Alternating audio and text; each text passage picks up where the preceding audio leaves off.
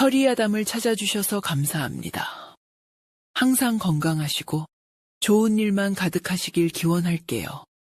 지금 구독하시고 바로 오늘 야담 들어보시죠. 청명한 가을 하늘 아래 새로 부임하는 사또의 행차가 먼지를 일으키며 고을 어귀로 들어서고 있었습니다. 길게 늘어선 행렬의 위세는 잠옷 위풍당당했지요. 붉고 푸른 깃발이 바람에 나부끼고 잘 훈련된 관아의 군사들이 창칼을 번쩍이며 행렬의 양옆을 호위했습니다. 백성들은 길가에 납작 엎드려 새로운 고을 원님의 얼굴도 제대로 보지 못한 채 머리를 조아리고 있었습니다. 행렬의 중심 8명의 교군이 맨 화려한 가마 안에는 젊은 사또 이하눌이 굳은 표정으로 앉아 있었습니다. 그는 올해 갓 25의 나이로 얼마 전 과거에서 장원급제한 총명한 인재였습니다. 임금의 총애를 한 몸에 받으며 첫 부임지로 이곳에 오게 된 그의 가슴은 백성을 위한 정치를 펼치겠다는 뜨거운 이상과 열정으로 가득 차 있었지요. 행렬이 마을의 가장 큰 어귀인 장터 입구에 다다랐을 때였습니다. 갑자기 길가에 엎드려 있던 백성들 사이에서 남루한 행색의 처녀 하나가 비명을 지르며 뛰쳐나왔습니다. 그녀는 이판사판의 기세로 행렬의 가장 앞을 막아서며 길바닥에 큰 대자로 드러누워 버렸습니다. 멈추시오, 멈추어. 갑작스러운 소란에 말들이 놀라 울부짖고 행렬은 급하게 멈춰 섰습니다. 포졸들이 달려들어 처녀를 끌어내려 했지만 그녀는 죽기 살기로 버티며 사또가 탄 가마를 향해 목이 터져라 절규했습니다. 사또 나리, 제발 멈추시오. 오늘 이 길로 행차하시면 나리는 반드시 죽게 될 것입니다. 제 꿈에 똑똑히 보았단 말입니다. 그녀의 이름은 다나. 전국을 정처 없이 떠도는 장돌뱅이 처녀였습니다. 며칠 전 이 고을에 잠시 머물게 된 그녀는 간밤에 끔찍한 악몽을 꾸었던 것입니다. 꿈속에서 그녀는 바로 이 자리에서 사또의 가마가 지나는 바로 그 순간 길 옆에 낡은 정자나무가 벼락이라도 맞은 듯 굉음과 함께 쓰러져 가마를 덮치는 끔찍한 광경을 생생하게 보았습니다. 그녀는 그 꿈이 단순한 객꿈이 아님을, 곧 닥쳐올 재앙을 미리 보는 자신의 저주받은 능력임을 본능적으로 알고 있었습니다. 다나의 외침에 주변은 순식간에 아수라장이 되었습니다. 백성들은 미친 계집이 나타났다며 수군거렸고 포졸들은 감히 사또의 앞길을 막은 죄를 물어 그녀를 몽둥이로 내리치려 했습니다. 바로 그때 가마 안에서 멈추어라 하는 젊고 위험 있는 목소리가 울려 퍼졌습니다. 사또 이하눌이었습니다. 그는 감에서 내려 소란의 중심에 선 다나를 차가운 눈으로 내려다 보았습니다. 네가 지금 무슨 망발을 하는 것이냐? 그의 목소리는 낮고 차분했지만 그 안에는 서슬퍼런 기운이 담겨 있었습니다. 가마에서 내린 젊은 사또 이하눌의 모습은 그야말로 그림 속 선비처럼 훤칠하고 기품이 넘쳤습니다. 하지만 그의 눈빛은 얼음장처럼 차가웠지요. 그는 길바닥에 엎드린 채 자신을 올려다보는 다나를 마치 벌레를 보는 듯한 눈으로 내려다보았습니다. 내 인연, 네가 지금 누구의 앞길을 막고 무슨 망발을 짓거리는지 알고 있느냐? 다나는 그의 위험에 눌려 잠시 숨을 삼켰지만 이내 용기를 내어 다시 한번 호소했습니다. 망발이 아니옵니다, 나리. 제발 제 말을 믿어주십시오. 저기 저 낡은 정자나무가 곧 쓰러져 나리의 목숨을 앗아갈 것입니다. 제 꿈은 단 한 번도 틀린 적이 없나이다. 그녀는 손가락으로 길가에 위태롭게 서 있는 거대한 고목을 가리켰습니다. 수백 년은 좋게 되었을 법한 나무는 겉보기에는 멀쩡했지만 속은 이미 썩어 문드러져 있는 듯 보였습니다. 하지만 이한울은 그녀의 말을 콧방귀로도 듣지 않았습니다. 그는 성균관에서 경서를 통달하고 오직 이성과 합리만을 신봉하는 학자 출신이었습니다. 꿈이니 예언이니 하는 미신에 가까운 이야기는 그에게 그저 어리석은 백성들을 현혹하는 요망한 망발에 불과했지요. 허튼 소리. 그는 단호하게 외쳤습니다. 나라의 법도는 꿈이 아니라 명백한 이치와 이성으로 세우는 것이다. 내년의 허무맹랑한 꿈 때문에 새로 부임하는 사또의 첫 행차를 멈출 수는 없는 노릇이다. 그는 옆에 서 있던 박포교에게 명했습니다. 저 미친 계집을 당장 끌어내어 관아에 오게 가두어라. 그리고 사또의 행차를 방해한 죄를 엄히 물을 것이다. 날이 제발 다나의 절규를 뒤로 한 채 이한울은 차갑게 돌아서 다시 자신의 감에 올랐습니다. 그는 이번 소동을 새로운 사또의 기강을 시험하려는 불순한 세력의 소행이거나 혹은 그저 정신 나간 계집의 해프닝 정도로 치부해버렸습니다. 그는 교군들에게 아무 일 없었다. 어서 행차를 계속하도록 하라. 고명했습니다. 포졸들에게 양팔을 붙들린 채 끌려가던 다나는 절망적인 눈으로 멀어져 가는 사또의 가마를 바라보았습니다. 어리석은 사람, 고집 센 사람. 그녀는 자신의 경고를 무시한 젊은 사또의 운명이 이제는 하늘에 맡겨졌음을 직감했습니다. 그녀가 할 수 있는 일은 이제 아무것도 없었습니다. 그녀는 차가운 관아에 옥에 갇히는 신세가 되었고 그녀의 진심 어린 예언은 그저 미친 계집의 망발이 되어 흩어지고 말았습니다. 사또 이한울의 행렬은 소란이 있었던 장터 입구를 지나 다시 위풍당당하게 나아가기 시작했습니다. 이한울은 가마 안에서 눈을 감고 방금 전에 불미스러운 일을 애써 머릿속에서 지우려 했습니다. 그의 마음은 온통 앞으로 이 고을을 어떻게 다스릴 것인가에 대한 원대한 포부로 가득 차 있었지요. 행렬이 한참을 나아가 마을 외곽의 작은 계곡을 가로지르는 낡은 나무다리에 이르렀을 때였습니다. 다리는 꽤 오래되어 보였고 몇몇 나무판자는 썩어 위태로워 보였지만 사람 하나쯤 건너기에는 무리가 없어 보였습니다. 행렬의 선두에 섰던 기수와 군사 몇이 먼저 조심스럽게 다리를 건넜고 아무런 문제가 없음을 확인한 뒤 이한울이 탄 가마가 다리 위로 올라서기 시작했습니다. 바로 그 순간이었습니다. 우지끈 콱과광.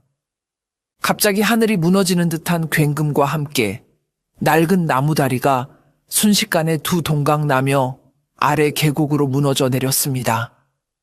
이한울이 탄 가마는 미처 피할 틈도 없이 다리의 잔해와 함께 아수라장 속으로 곤두박질 쳤습니다. 으악! 교군들의 비명소리와 말들이 놀라 울부짖는 소리가 뒤섞여 현장은 그야말로 아비규환이 되었습니다. 다행히 계곡의 깊이가 깊지 않고 아래에 진흙이 많았던 덕분에 최악의 참사는 면할 수 있었습니다. 가마는 박살이 났지만 교군들의 희생 덕분에 이한울은 약간의 타박상만 입고 구사일생으로 목숨을 건질 수 있었지요. 하지만 몇몇 군사들은 부러진 다리 잔해에 깔려 크게 다쳐 신음하고 있었습니다. 흑투성이가 된 채 부하들의 부축을 받고 일어선 이한울은 눈앞의 처참한 광경을 망연히 바라보았습니다. 그의 온몸은 공포와 충격으로 떨리고 있었습니다. 그리고 그의 뇌리를 스쳐 지나가는 한 처녀의 절규. 오늘 이 길을 가면 사또 나리는 반드시 죽게 될 것입니다. 물론 그녀가 예언한 것은 쓰러지는 정자나무였지 무너지는 다리는 아니었습니다. 하지만 오늘 이 길에서 사또가 죽을 뻔한 사고가 일어난 것은 명백한 사실이었습니다.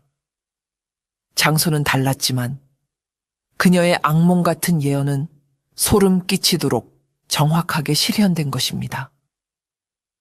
만약 계곡이 조금만 더 깊었더라면 혹은 가마가 바위 위로 떨어졌더라면 자신은 지금쯤 싸늘한 시신이 되어 있었을 것입니다. 이한울은 온몸에 소름이 돋는 것을 느꼈습니다. 그는 더 이상 그 처녀의 말을 미친 계집의 망발로 치부할 수 없었습니다. 그의 이성적인 세계관이 이해할 수 없는 거대한 현상 앞에서 송두리째 흔들리기 시작했습니다. 그는 박포교를 불러 떨리는 목소리로 명했습니다. 관하로 돌아가는 즉시 옥에 갇힌 그 계집을 나에게 데려오너라. 그날 밤 사또의 집무실에는 무거운 침묵이 흘렀습니다. 이한울은 촛불 아래서 낮의 사고 보고서를 몇 번이고 다시 읽어보았지만 글자들이 눈에 들어오지 않았습니다. 그의 머릿속은 온통 그 신비한 장돌뱅이 처녀에 대한 생각으로 가득 차 있었지요. 얼마 후 박포교가 다나를 데리고 들어왔습니다. 옥에 갇혀 있었음에도 불구하고 다나의 눈빛은 조금도 위축되지 않고 오히려 모든 것을 체념한 듯 담담했습니다. 그녀는 묵묵히 사또의 앞에 엎드렸습니다. 너는 대체 누구냐? 이한울이 마침내 입을 열었습니다. 오늘 일어날 일을 어찌 미리 알았던 것이냐? 솔직히 고하지 않으면 내년이 이 모든 일을 꾸민 요물로 오해받을 수도 있다는 것을 알아야 할 것이다. 그의 목소리에는 여전히 의심이 섞여 있었지만 낮의 오만함은 찾아볼 수 없었습니다. 다나는 고개를 들어 젊은 사또의 흔들리는 눈빛을 가만히 바라보았습니다. 그리고는 체념한 듯한 목소리로 자신의 비밀을 털어놓기 시작했습니다. 제 이름은 다나, 전국을 떠도는 장돌뱅입니다. 그녀는 아주 어릴 적부터 자신에게 깃든 기이한 능력에 대해 이야기했습니다. 저는 아주 어릴 적부터 곧 닥쳐올 재앙이나 좋지 않은 일들을 꿈을 통해 미리 보곤 했습니다. 처음에는 그저 불길한 꿈이라고만 생각했습니다. 하지만 제가 10살 되던 해 꿈에서 옆집 돌쇠네 소가 벼랑에서 떨어지는 것을 보았고 다음 날 정말로 그 소가 죽는 것을 목격했습니다. 15살에는 꿈에서 저희 마을에 큰 불이 나는 것을 보았고 며칠 뒤 정말로 마을 전체가 잿더미가 되었지요. 그녀의 목소리는 담담했지만 그 안에는 깊은 슬픔이 배어 있었습니다. 사람들은 처음에는 저를 신기해했지만 이내 저를 두려워하기 시작했습니다. 제가 나타나는 곳에는 늘 불행이 따른다며 저를 재앙을 부르는 아이라고 손가락질했지요. 심지어는 제가 요물이라며 마을에서 쫓아내야 한다는 말까지 나왔습니다. 그녀는 결국 16 어린 나이에 정든 고향을 등지고 정처 없는 떠돌이 신세가 되었습니다. 그녀는 자신의 능력이 축복이 아니라 끔찍한 저주라고 믿게 되었습니다. 불행을 미리 볼 수는 있지만 그것을 막을 힘은 없었기 때문입니다. 오히려 사람들에게 경고했다가 미친 사람 취급을 받거나 더 큰 미움을 받기 일쑤였지요. 그래서 저는 그 누구에게도 제 능력을 말하지 않고 악몽을 꿀 때마다 그곳을 떠나 정처 없이 떠돌아다니며 살아왔습니다. 한 곳에 정을 붙이면 그곳에 불행을 보게 되고 그 불행을 막지 못하는 제 자신이 괴로워 견딜 수가 없었기 때문입니다. 그녀는 고개를 숙였습니다. 오늘 사또 나리의 앞을 막아선 것은 제 평생 처음으로 외면하지 않고 용기를 내어본 것이었습니다. 하지만 결국 저는 또다시 미친 계집 취급을 받고 옥에 갇혔을 뿐입니다. 이것이 바로 저의 운명인가 봅니다. 다나의 기구한 고백을 듣는 동안 이한울은 아무 말도 하지 못했습니다. 그의 머릿속은 극심한 혼란에 휩싸여 있었지요. 이성적으로는 도저히 믿을 수 없는 이야기였지만 오늘 낮에 겪었던 끔찍한 사고와 눈앞에서 담담히 자신의 저주받은 운명을 이야기하는 처녀의 슬픈 눈빛이 그의 이성을 계속해서 흔들고 있었습니다. 만약 이 처녀의 말이 모두 사실이라면 그는 생각했습니다. 만약 미래의 재앙을 미리 볼 수 있는 능력이 정말로 존재한다면 그것은 저주가 아니라 수많은 백성의 목숨을 구할 수 있는 하늘의 선물이 될 수도 있지 않을까.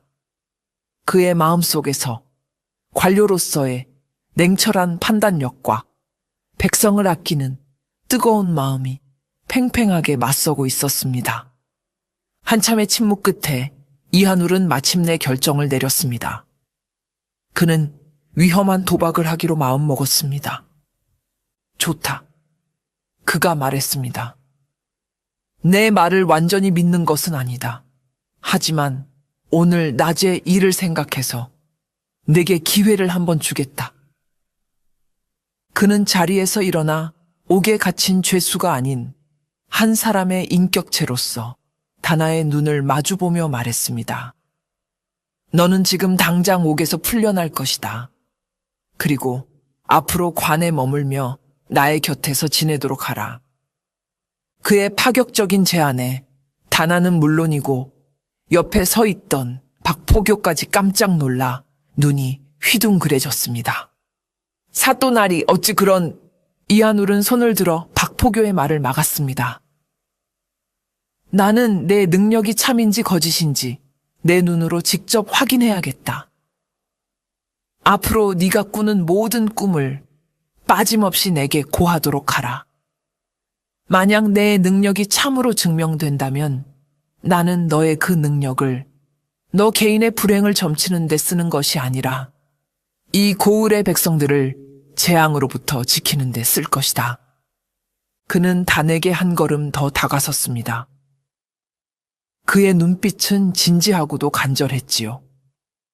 그러니 나의 눈이 되어주시오, 다나. 그대가 보는 것을 내게 알려준다면 내가 가진 모든 힘과 지혜를 동원하여 그대가 보는 그 불행을 막아낼 것이오. 그대의 저주를 우리가 함께 희망으로 바꾸어 봅시다. 그날부터 다나는 관아의 후미진 별채에 머물게 되었습니다. 그녀는 더 이상 죄수가 아니었지만 그렇다고 자유로운 몸도 아니었지요. 그녀는 사또 이한울의 비밀스러운 눈이 되어 오직 그에게만 자신의 꿈 이야기를 전해야 했습니다. 처음 며칠 동안은 다행인지 불행인지 아무런 악몽도 꾸지 않았습니다. 다나는 이대로 평온한 날들이 계속되기를, 자신의 능력이 영원히 잠들어 버리기를 남몰래 기도했지요. 하지만 그녀의 바람과는 달리 며칠 뒤 새벽녘에 그녀는 또다시 끔찍한 악몽을 꾸고 비명을 지르며 잠에서 깨어났습니다. 온몸은 식은땀에 젖어 있었고 심장은 미친 듯이 뛰고 있었지요. 꿈의 내용은 짧았지만 너무나도 선명했습니다. 꿈속에서 그녀는 사또의 식사를 준비하는 관아의 주방을 보고 있었습니다. 낯선 얼굴의 주방 나인이 사또의 밥상에 오를 탕국에 아무도 몰래 검붉은 빛을 띠는 독초 가루를 넣는 장면이었습니다. 그리고 잠시 후 사또의 방에서 누군가 그 탕국에 은비녀를 넣어보는 장면이 이어졌습니다. 은비녀는 탕에 들어가자마자 그 끝이 시커멓게 변해버렸지요. 다나는 심장이 철렁 내려앉았습니다. 이것은 사또의 목숨을 노리는 독살 시도에 대한 예언이었습니다. 그녀는 날이 밝자마자 잠도 덜 깬 헝클어진 모습으로 이한울의 집무실로 달려갔습니다. 나리, 큰일 났습니다. 마침 아침 식사를 받으려던 이한울은 그녀의 다급한 모습에 놀라 물었습니다. 무슨 일이냐? 또 꿈이라도 꾼 것이냐? 예, 오늘 아침 나리의 수라상에 독이 들어갈 것입니다. 탕국에 독초가 들어갈 것이니 절대 드셔서는 아니 도옵니다. 다나의 말에 옆에 서 있던 박포교는 또 허튼 소리를 이라며 그녀를 제지하려 했습니다. 하지만 이한울의 표정은 심각했습니다. 그는 잠시 생각에 잠기더니 마침 아침 수라상을 들고 들어오는 나인을 향해 손짓으로 멈추게 했습니다. 잠깐. 그는 자신의 어머니 유품이라며 소중히 간직해오던 작은 은비녀를 품에서 꺼냈습니다. 그리고는 탕국을 가져온 나인과 다나 그리고 박포교가 모두 지켜보는 앞에서 은비녀를 탕국 속에 천천히 담갔습니다. 아무런 변화도 일어나지 않았습니다. 은비녀는 여전히 은빛으로 반짝이고 있었지요. 꺼보십시오, 나리. 저 계집의 망상입니다. 박포교가 의기양양하게 외쳤습니다. 다나의 얼굴은 하얗게 질렸습니다.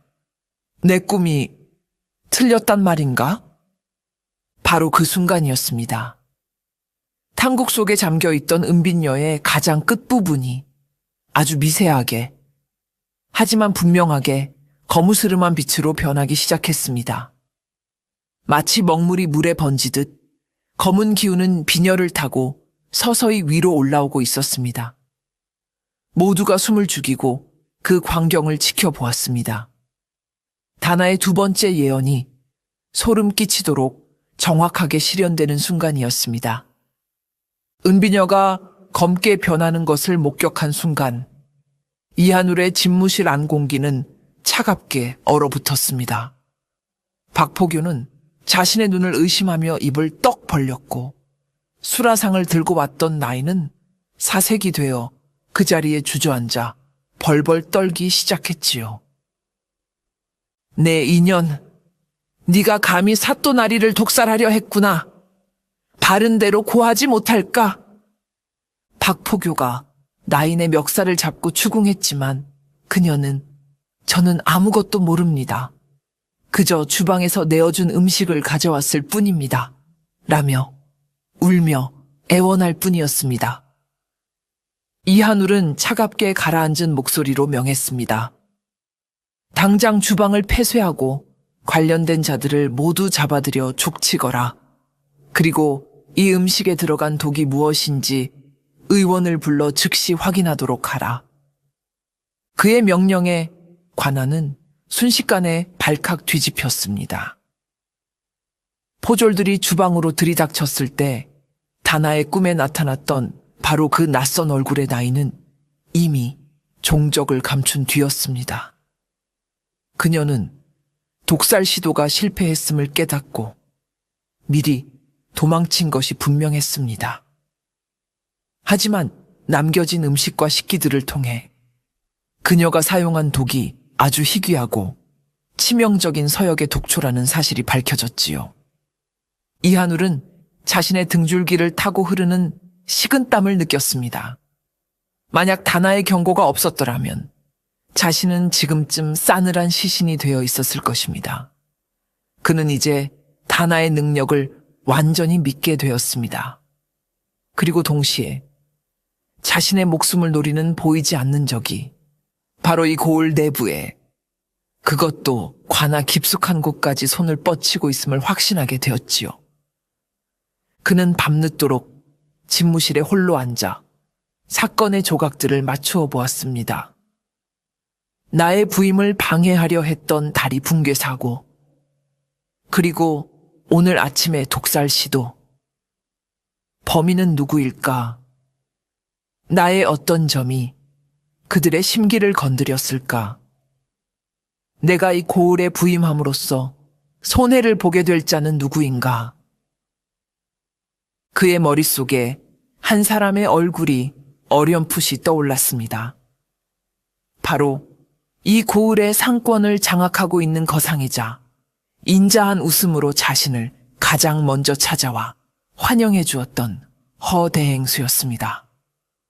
그의 인자한 미소 뒤에 무언가 서늘하고 계산적인 눈빛이 숨겨져 있었음을 이한울은 이제야 어렴풋이 기억해냈습니다. 하지만 아직은 심증뿐 물증은 없었습니다. 이한울은 다나를 자신의 방으로 조용히 불렀습니다. 다나, 오늘 네가 나의 목숨을 구했다. 고맙다. 그는 처음으로 그녀에게 진심 어린 감사를 표했습니다. 그리고는 어느 때보다 진지한 표정으로 그녀에게 말했지요. 우리의 보이지 않는 적은 생각보다 더 깊고 잔인한 자인 것 같다. 이제부터는 너와 나 둘만의 싸움이다. 독살 시도가 실패했다는 소식은 그날 밤 허대행수의 귀에도 들어갔습니다. 그는 자신의 비밀스러운 사랑채에서 신복으로부터 보고를 받으며 차를 마시고 있었지요.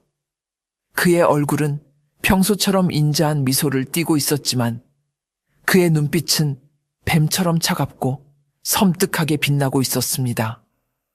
실패했단 말이냐? 송구하옵니다, 나리. 갑자기 사또가 음식에 은비녀를 넣어보는 바람에 심어두었던 계집은 이미 멀리 도망치게 하였사옵니다. 쯧쯧 어리석은 것. 허대행수는 찻잔을 내려놓으며 혀를 찼습니다. 그의 계획은 완벽했습니다. 새로 부임한 젊고 이상주의적인 사또는 분명 자신이 수십 년간 쌓아온 비리의 탑을 위협할 존재였습니다. 그는 싹수가 노랄 때 잘라버려야 한다고 판단했지요. 처음에는 다리 붕괴 사고로 위장하여 처리하려 했지만 실패했고 그래서 더 확실한 독살을 시도했던 것입니다. 대체 어디서부터 잘못된 것일까? 젊은 놈이 용케도 독이 들었음을 알아챘구나. 아니면 그 곁에 나를 방해하는 자가 있는 것인가? 그는 미간을 찌푸리며 생각에 잠겼습니다. 다음 날 아침 허대행수는 언제 그랬냐는 듯 인자한 웃음을 가득 머금고 관아를 찾아왔습니다. 그는 이한울에게 깊이 고개를 숙이며 마치 진심으로 걱정하는 것처럼 호들갑을 떨었지요. 아이고, 사또 나리, 밤새 안녕하셨습니까? 나리의 옥체에 변고가 생길 뻔했다는 끔찍한 소식을 듣고 한 걸음에 달려왔나이다. 대체 어떤 천인공노할 놈이 우리 어질고 현명하신 사또 나리를 해하려 든단 말입니까? 그의 연기는 실로 완벽했습니다. 이한울은 그의 속내를 짐작하면서도 겉으로는 예를 갖추어 그를 맞이했지요. 염려해 주시니 감사하오. 대행수. 허대행수는 이때다 싶어 본론을 꺼냈습니다. 나리, 이번 일을 겪어보니 나리의 안위가 심히 걱정되옵니다. 관아의 경비가 너무 허술한 듯하니 부디 저의 충심을 받으시어 제가 부리는 사병들을 관아에 들여 나리의 곁을 지키게 해주시옵소서. 그들이라면 나리를 그림자처럼 호위하여 개미 한 마리 얼씬하지 못하게 할 것이옵니다. 그것은 아주 교활한 제안이었습니다. 사또를 보호한다는 명분으로 자신의 사람들을 관아 내부에 깊숙이 심어 사또의 일거수일투족을 감시하고 통제하려는 속셈이었지요. 이한울은 그의 검은 속내를 꿰뚫어 보고 부드럽지만 단호하게 그의 제안을 거절했습니다. 대행수의 충심은 고마우나 관아의 일은 관아의 법도대로 처리하는 것이 맞소. 백성을 지켜야 할 사또가 일개 상인의 사병 뒤에 숨을 수는 없는 노릇이지. 나의 안위는 걱정하지 마시오. 허대행수는 자신의 제안이 거절당하자 순간 얼굴이 굳었지만 이내 다시 인자한 미소를 지었습니다.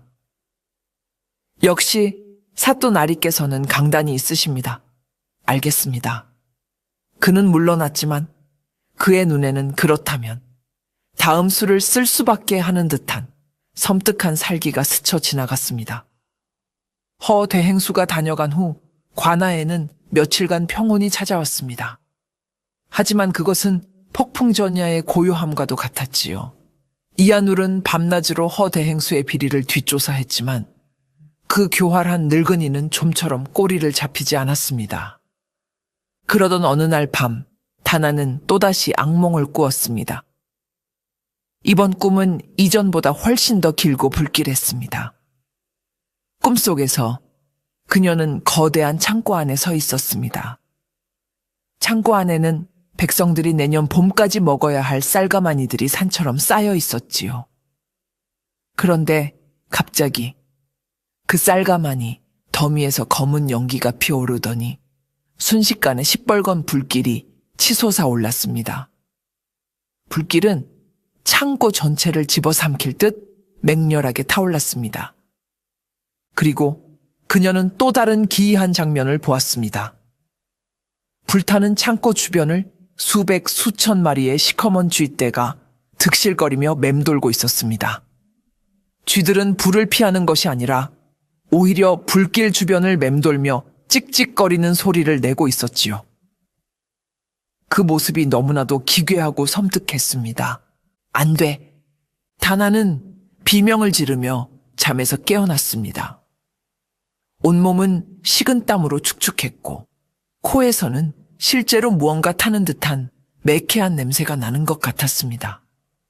그녀는 이번 꿈이 이전의 사고들보다 훨씬 더 크고 끔찍한 재앙을 예고하고 있음을 직감했습니다. 타오르는 쌀가마니는 명백히 관아의 양곡 창고에 불이 날 것이라는 경고였습니다. 백성들의 목숨 줄과도 같은 양식이 잿더미가 될 위기에 처한 것입니다. 하지만 그녀를 더욱 혼란스럽게 만든 것은 쥐떼의 의미였습니다. 왜 하필 쥐떼였을까? 불과 쥐는 대체 무슨 연관이 있는 것일까? 그녀는 잠 못 이루고 연관성을 찾기 위해 머리를 쥐어짰습니다. 이 악몽의 조각들을 제대로 맞추지 못하면 엄청난 비극을 막을 수 없다는 불안감이 그녀의 온몸을 짓눌렀습니다.